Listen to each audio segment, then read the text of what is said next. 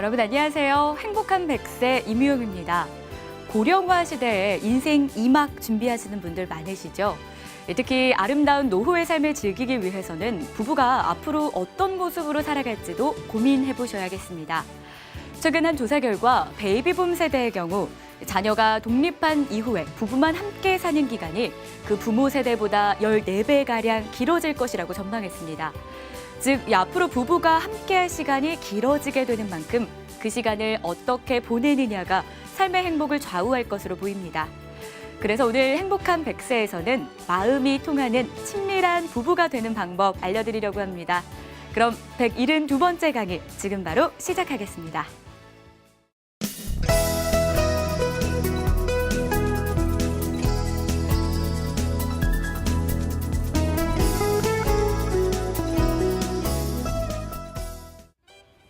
반갑습니다. 저는 조동익 강사입니다. 저는 오늘 행복한 100세 시대를 맞아서 마음이 통하는 친밀한 부부 되기, 이런 주제로 한번 나눠볼까 합니다. 여러분은 이런 시간을 통해서 뭔가 마음속에 새로운 것 하나 결심하는 그런 소중한 시간 됐으면 하는 바람으로 강의를 시작하도록 하겠습니다. 여러분, 인생 100세 시대입니다. 이게 축복일까요? 아니면 재앙일까요? 준비를 잘하면 축복일 수 있지만 잘 못하면 재앙이 됩니다. 오늘 어떻게 이런 준비를 잘해서 축복으로 만들 것인지 한번 살펴보도록 하겠습니다. 우리가 일반적으로 은퇴 이후에 오는 4가지 큰 고통이 있습니다. 첫 번째가 바로 이 아프면서 오래 사는 겁니다. 즉 유병장수입니다. 그래서 건강은 건강할 때 잘 챙겨야 되는 겁니다. 두 번째는 돈이 없이 가난하면서 오래 사는 겁니다. 무전장수죠. 그래서 재무관계 잘 챙겨봐야 되는 겁니다. 세 번째는 외로움입니다. 고독장수죠. 그래서 가정 안에서 또는 이웃 안에서 관계 잘 만들어 가야 되는 겁니다. 네 번째는 일이 없는 겁니다. 역할이 없이 오래 사는 것입니다. 즉 무업장수죠. 그래서 어떻게 일을 찾을 것이냐, 또는 여가를 잘 활용할 것이냐, 또는 봉사활동을 할 것이냐, 혹은 취미를 만들 것이냐 잘 준비해야 되는 겁니다. 이 4가지가 노후를 준비하는 큰 그 항목인데요. 저는 오늘 이 중에서 이 3번째에 있는 관계에 대해서 한번 깊숙이 살펴보도록 하겠습니다. 여러분, 은퇴 이후에 관계가 변화되게 되어 있습니다. 첫째는 직장 중심에서 가족 중심으로 관계가 변화됩니다. 또 부부의 역할도 역할 분담에서 이제는 부부의 역할이 공유하게 됩니다. 남편은 바깥일, 아내는 집안일을 하다가 이제는 함께 부부 역할을 공유하게 되어 있습니다. 또 그동안 남자는 밖에서 성과 중심의 삶을 살았다면 이제는 가정 안에서 과정 중심을 살게 됩니다. 즉 프로세스 중심으로 바뀌게 됩니다. 또 남자들은 일이나 물질을 중시하는 성공지향을 살았다면 이제부터는 마음을 중시하는 행복지향으로 바뀌게 됩니다. 그래서 어떻게 행복한 가정, 친밀한 부부가 될 것인지 지금부터 행복에 대해서 한번 나눠볼까 합니다.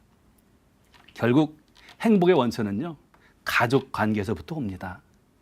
자, 가정 안에서 나를 둘러싸고 있는 관계를 한번 살펴보면 첫 번째는 나와 부모님과의 관계입니다. 부모님이 나를 낳아주시고 길러주신 그런 은혜에 대한 감사하는 마음이 있어야 되겠죠. 두 번째는 나와 배우자와의 관계입니다. 부부 관계입니다. 내가 배우자를 선택한 것에 대한 책임지는 마음이 있어야 되겠죠. 세 번째는 나와 자녀와의 관계입니다. 내 자녀가 자립할 수 있도록, 독립할 수 있도록 지원해주는 마음을 가져야 되겠죠. 그래서 가정 안에서 이렇게 마음이 서로 통할 때 행복이 만들어지는 것이죠. 결국 통이라는 것은 마음과 마음이 연결되어 있는 것이고 흘러야 되는 것입니다. 그래서 즉통불통, 불통즉통이라는 말도 있죠. 예, 소통하지 않으면 바로 고통이 오고 소통을 잘하면 고통이 없어진다라는 뜻이죠.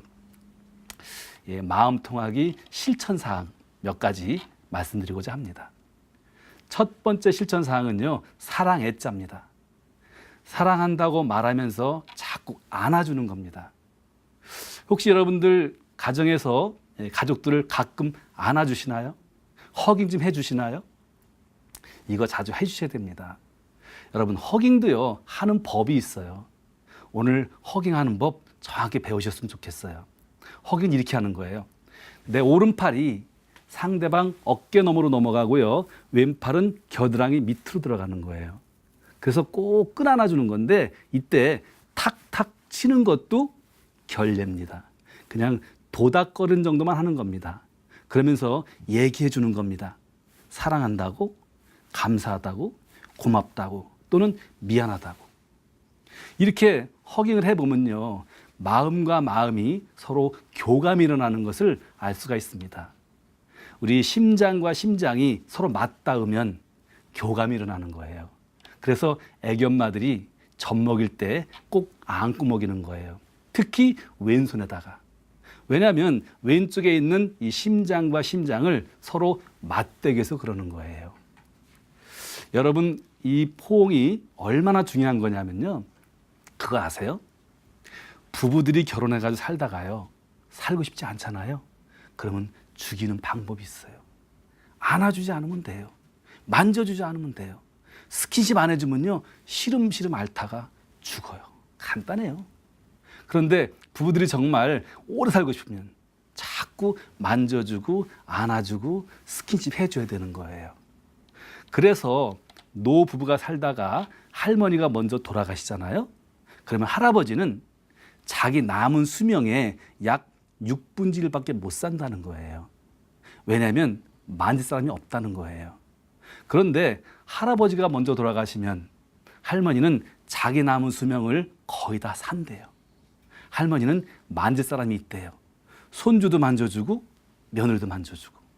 그래서 안아주면서 자꾸 얘기하는 겁니다. 사랑한다, 감사하다, 표현해 줘야 되는 겁니다. 많은 어르신들이 이런 얘기를 하죠. 꼭 사랑한다고 말을 해야 하냐고. 예, 꼭 해야지 합니다.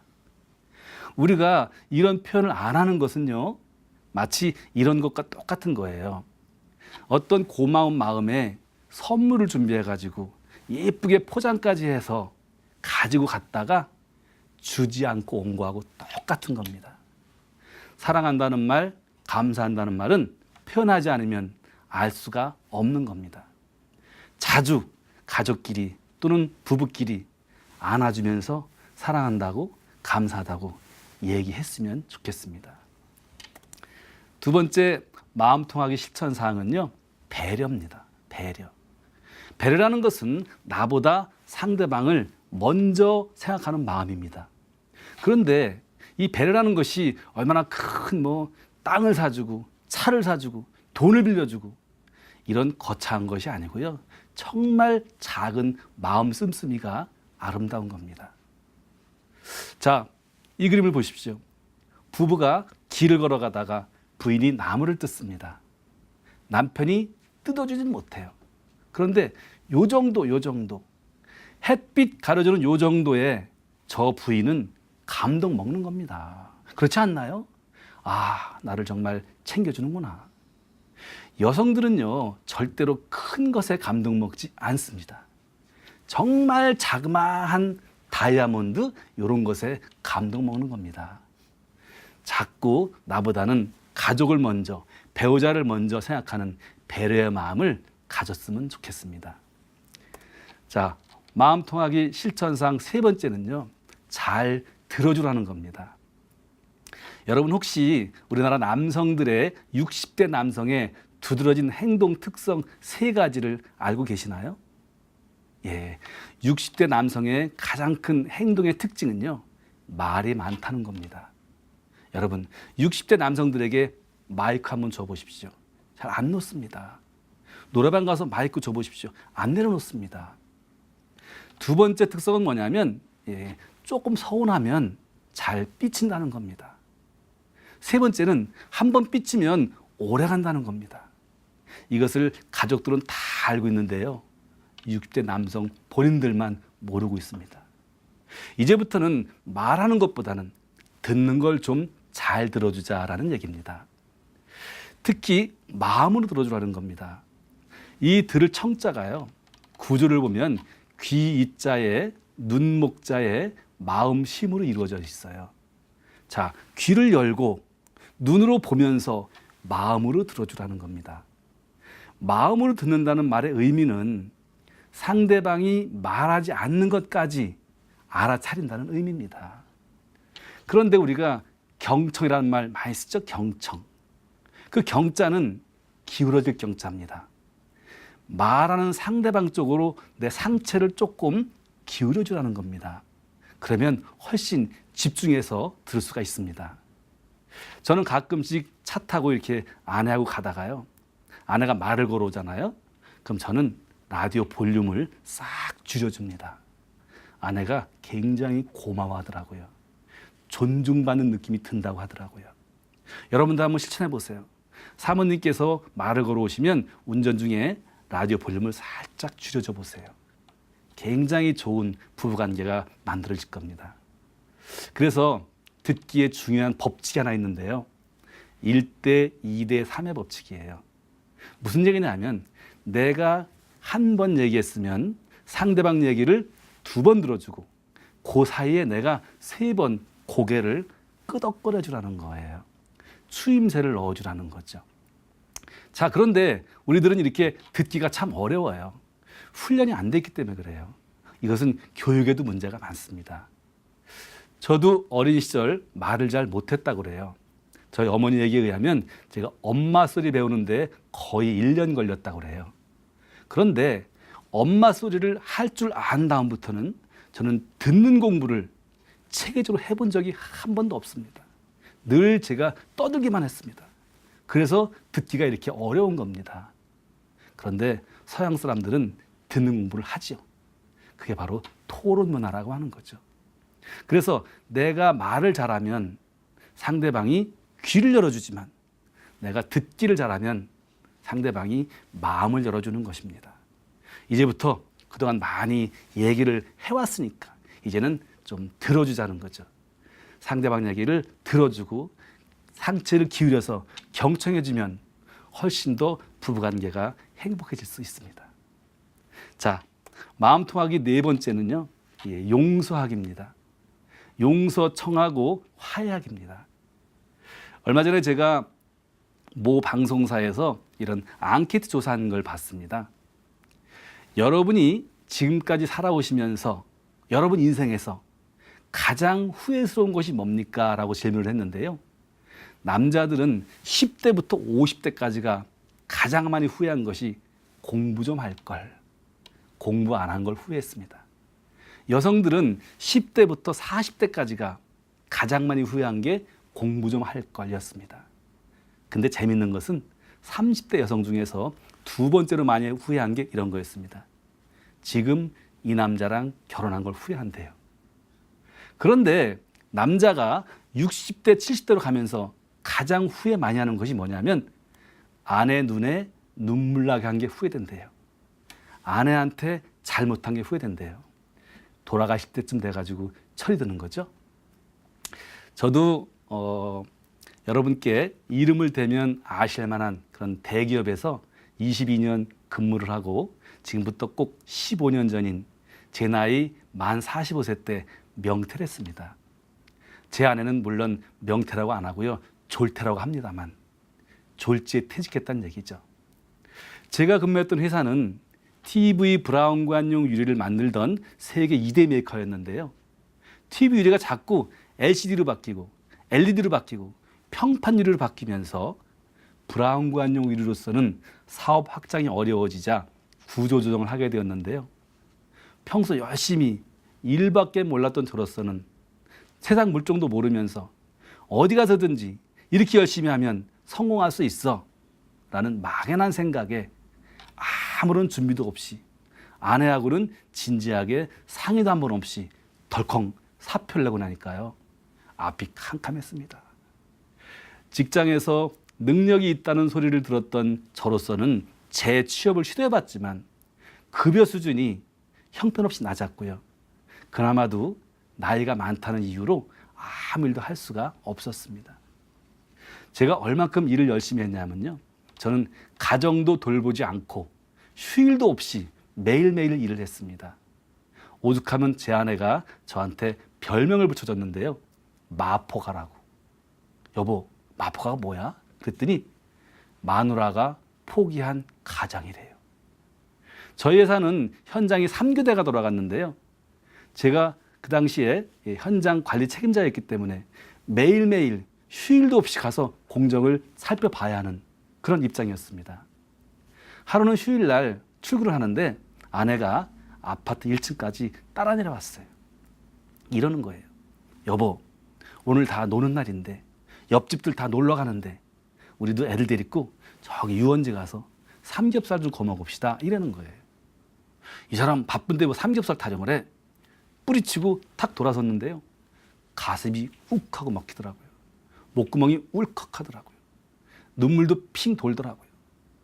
그런데 이렇게 열심히 하다 보면 내가 회사로부터 인정받고 승진도 하고 임원도 달고 이것이 가장으로서 책임 있는 행동이다라고 저는 믿고 55세 정년퇴직을 꿈꿔왔었습니다만 막상 퇴직을 하고 나니까요.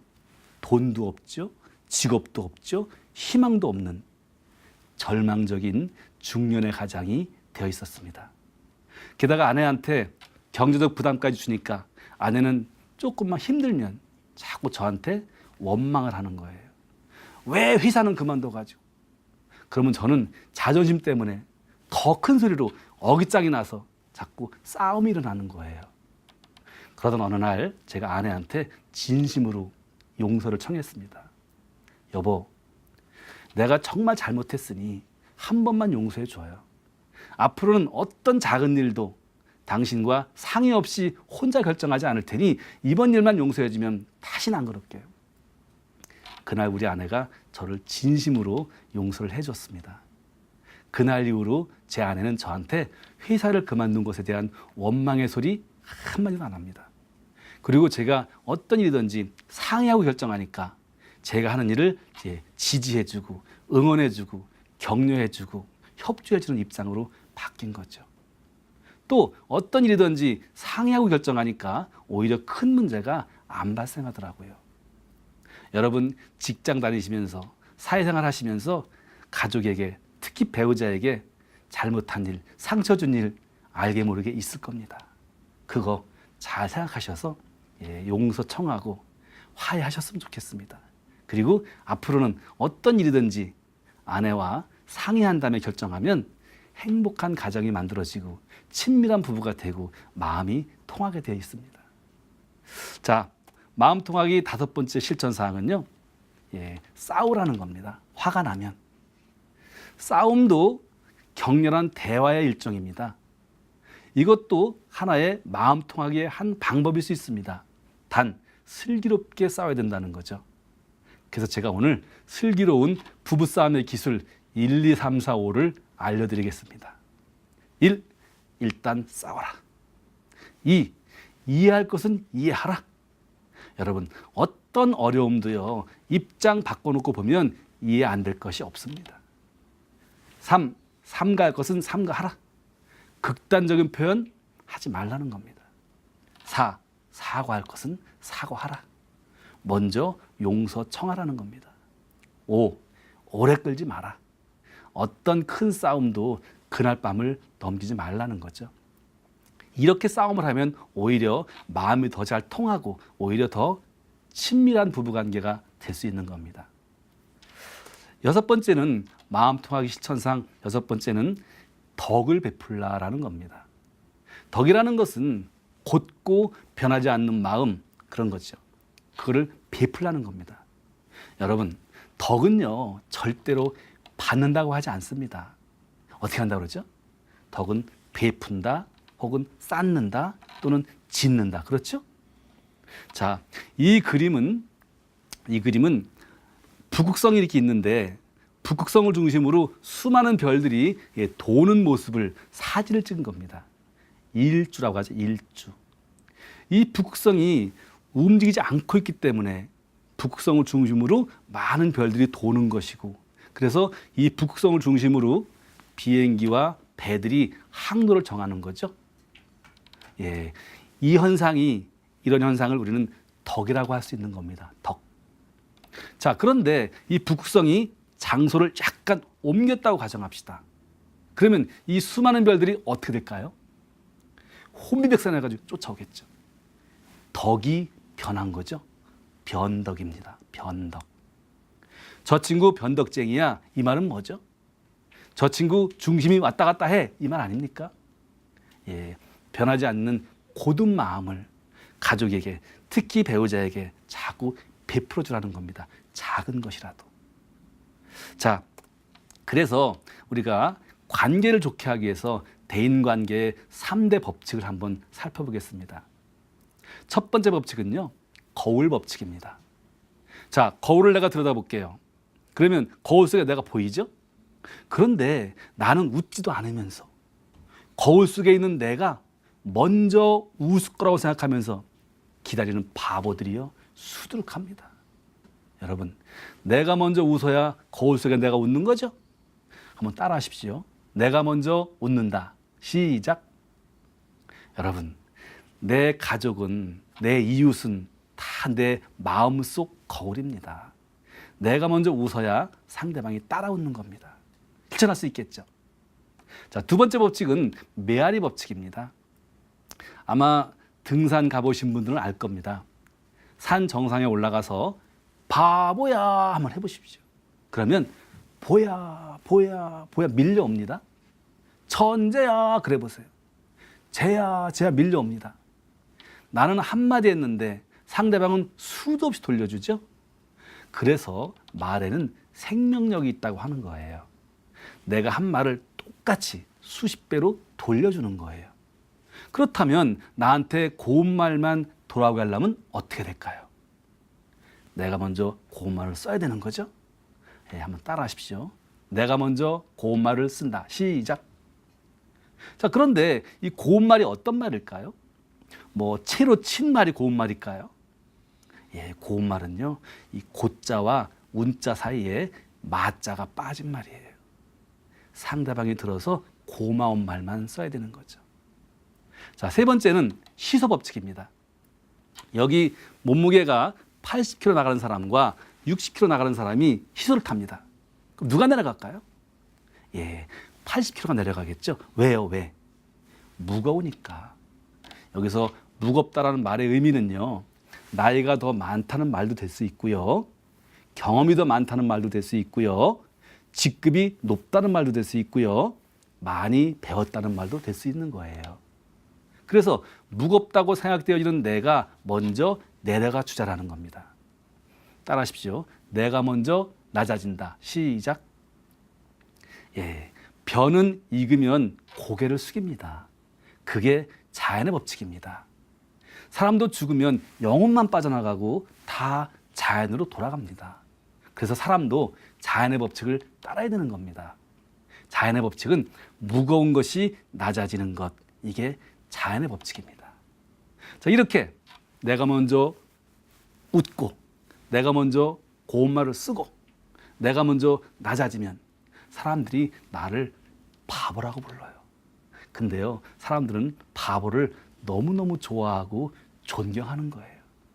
여러분, 오늘 100세 인생 시대를 맞아서 정말 마음이 통하는 친밀한 부부가 되기 위해서 가정 안에서 혹은 이웃 안에서 바보가 되기로 결심하는 겁니다. 할 수 있겠습니까? 예, 결심하시면서 강의 마치도록 하겠습니다. 고맙습니다.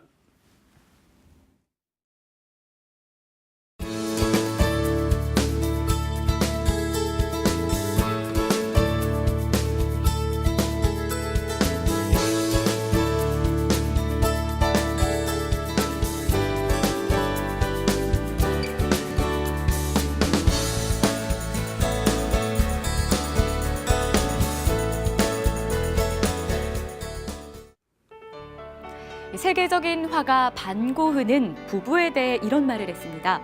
부부란 둘이 서로 반씩 되는 것이 아니라 하나로서 전체가 되는 것이다. 그렇습니다. 인생을 함께 살아가면서 기쁠 때나 슬플 때나 함께하는 평생의 반려자가 바로 부부인데요. 앞으로는 인생을 풍요롭게 채워주는 부부를 위한 삶도 설계하시면서 행복한 인생을 꿈꿔보시는 건 어떨까요? 오늘 저희가 준비한 시간은 여기까지입니다. 저는 다음 주 이 시간에 다시 찾아올게요. 시청해주신 여러분 고맙습니다.